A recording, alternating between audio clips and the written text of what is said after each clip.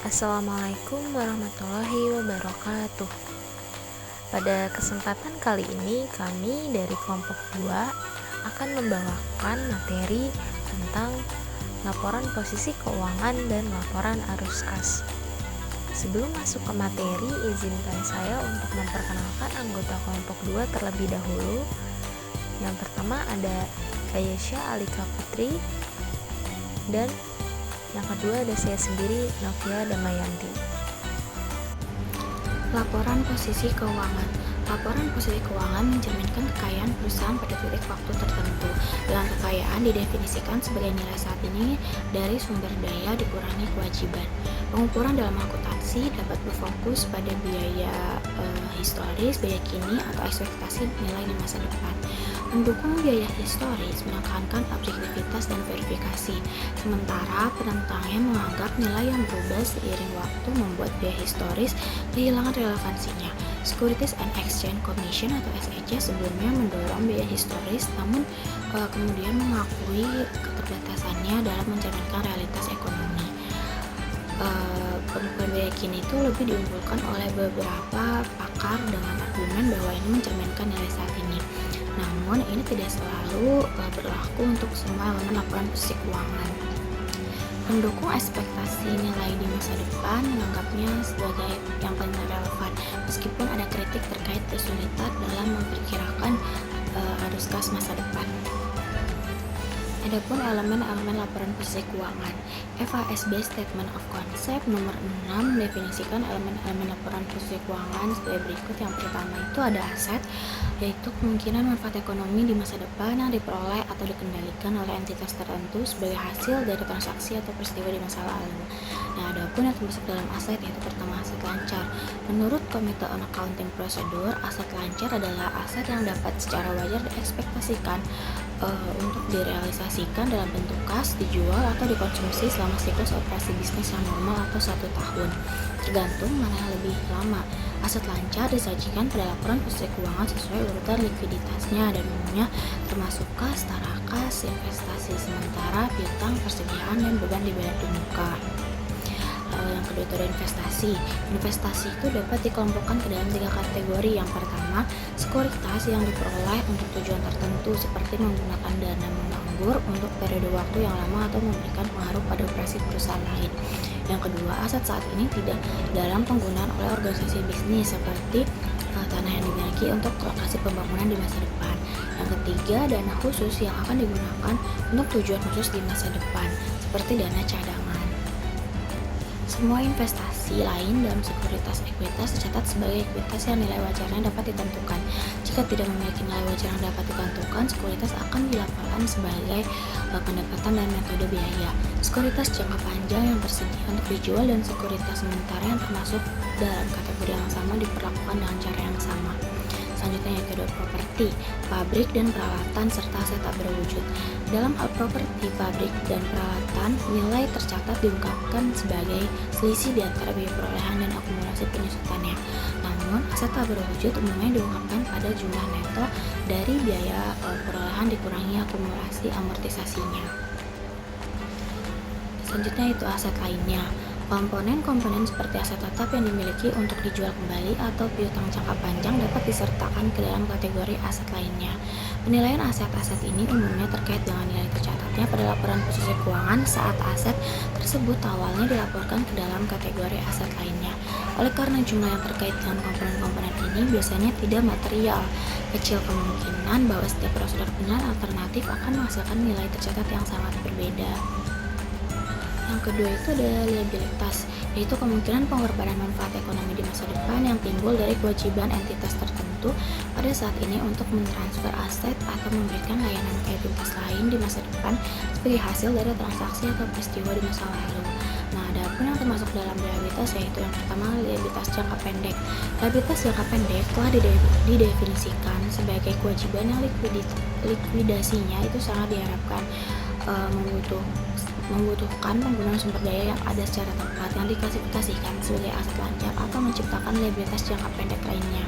Nah, contoh dari liabilitas jangka pendek itu adalah utang jangka pendek, bagian lancar dari utang jangka panjang yang jatuh tempo, hutang pajak penghasilan, simpanan yang dapat dikembalikan, dan liabilitas yang masih harus dibayar.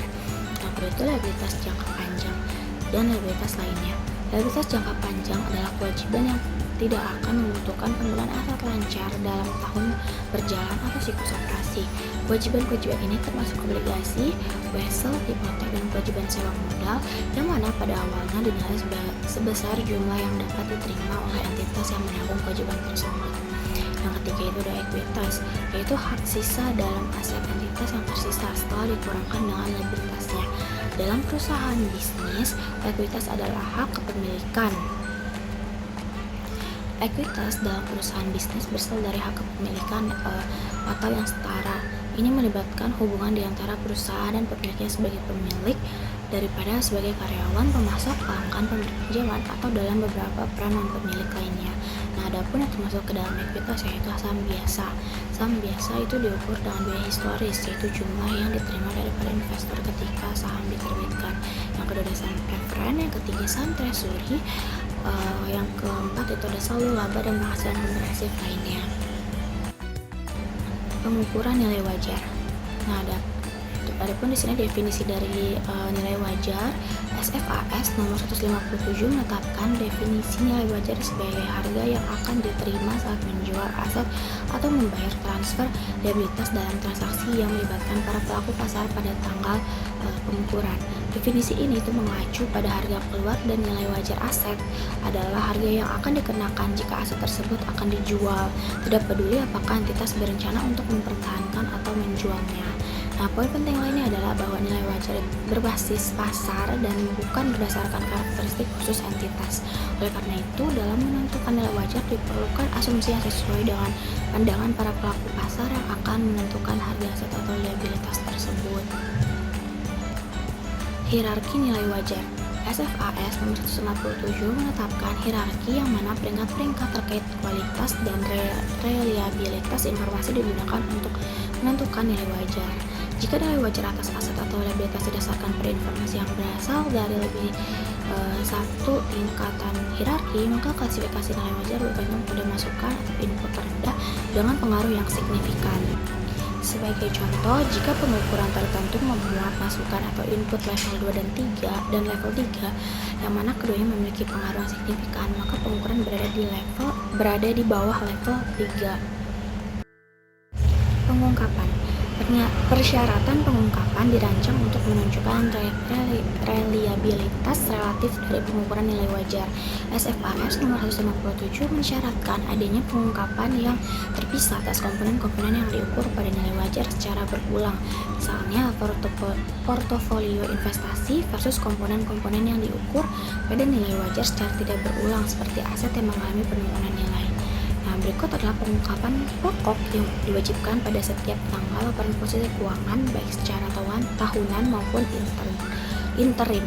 Yang pertama itu untuk komponen-komponen yang diukur secara tidak berulang pada nilai wajar, tabel secara terpisah yang diperlukan untuk aset dan liabilitas. Yang kedua itu untuk komponen-komponen yang diukur secara berulang pada nilai wajar, diperlukan tabel yang serupa dengan tabel yang digunakan untuk komponen yang tidak berulang. SFAS nomor 157 mencatatkan adanya pengungkapan terkait pengukuran nilai wajar dalam bentuk tabel untuk setiap kategori aset dan liabilitas yang utama yang diukur pada nilai wajar secara tidak berulang selama periode tersebut. Modifikasi terkait asumsi harga transaksi. Berdasarkan GAAP sebelumnya, ketika suatu komponen pada awalnya diakui harga transaksi atau harga masuk dianggap menjadi nilai wajar tanpa bukti persuasif yang bertolak belakang. Oleh karena harga keluar tidak harus sama dengan harga transaksi, SFAS nomor 157 menghilangkan anggapan tersebut. Sebagai gantinya, entitas harus mempertimbangkan apakah faktor-faktor tertentu, jika ada, dapat mengindikasikan adanya harga transaksi yang tidak merepresentasikan nilai wajar. Ketika hal ini terjadi, penentuan nilai wajar harus dilakukan secara terpisah. SFAS nomor 157 mengutip 4 contoh yang mungkin menunjukkan bahwa harga transaksi tidak merepresentasikan nilai wajar. Pertama itu transaksi di antara pihak-pihak yang berelasi. Yang kedua, transaksi yang terjadi di bawah tekanan atau penjual dipaksa untuk menerima harga dalam transaksi karena faktor urgensi. Yang ketiga, satuan hitung yang direpresentasikan oleh transaksi berbeda dari satuan hitung untuk aset atau liabilitas yang diukur pada nilai wajar. Yang keempat, pasar di mana transaksi terjadi berbeda dari pasar atau sebagian besar pasar utama, yang mana entitas pelaporan akan menjual atau sebaliknya melepaskan aset atau mentransfer liabilitas. Baik, selanjutnya mengevaluasi posisi keuangan perusahaan. Para investor dan analis sekuritas memonitor kinerja perusahaan dengan menggunakan rasio-rasio keuangan. Rasio-rasio keuangan mengevaluasi hubungan di antara elemen-elemen laporan keuangan dan merupakan sesuatu yang paling berguna jika dibandingkan dengan hasil tahun-tahun sebelumnya, hasil perusahaan pesaing, rata-rata industri atau tolak ukur. Rasio imbal hasil atas aset atau return on asset atau ROA itu mengukur persentase imbal hasil atas aset yang digunakan oleh perusahaan. ROA dapat dikelompokkan ke dalam dua komponen, yaitu yang pertama rasio margin laba atau profit margin ratio dan rasio perputaran aset atau asset turnover ratio. Perusahaan bisa meningkatkan rasio ROA-nya dengan meningkatkan salah satu dari kedua rasio ini. Selanjutnya yaitu laporan arus kas. Evolusi laporan arus kas. Sebelum di tahun 1971, laporan laba rugi dan penghasilan komprehensif lain dan laporan posisi keuangan adalah dua laporan keuangan yang disyaratkan di dalam GAAP. Namun banyak perusahaan besar yang menyertakan tambahan laporan keuangan untuk mengungkapkan informasi relevan yang diperlukan untuk membuat keputusan ekonomi. Pengungkapan ini merupakan respon terhadap investor, kreditur, dan pihak lainnya yang menyuarakan keinginan untuk menerima informasi terkait aktivitas pendanaan dan juga investasi di dalam organisasi bisnis. Sejumlah perusahaan merespons dengan mengeluarkan laporan sumber dan penggunaan dana atau fund statement. Nah, laporan ini itu melaporkan sumber-sumber daya yang tersedia dan penggunaan sumber-sumber daya tersebut dialokasikan selama periode pelaporan. Lalu yang berikutnya yaitu informasi arus kas. Arus kas masuk dan juga arus kas keluar dari bisnis adalah hal yang paling penting bagi investor dan juga kreditur. Penyajian informasi arus kas oleh perusahaan bisnis harus memungkinkan investor untuk yang pertama memperkirakan jumlah kas yang mungkin akan didistribusikan sebagai dividen atau bunga di masa depan, dan juga yang kedua untuk mengevaluasi potensi risiko dari investasi yang diberikan. Penyajian data arus kas diperlukan untuk mengevaluasi likuiditas, solvabilitas, dan juga fleksibilitas keuangan perusahaan. Likuiditas itu merupakan kemampuan perusahaan untuk mengonversi aset-asetnya itu menjadi kas ataupun membayar liabilitas jangka pendeknya.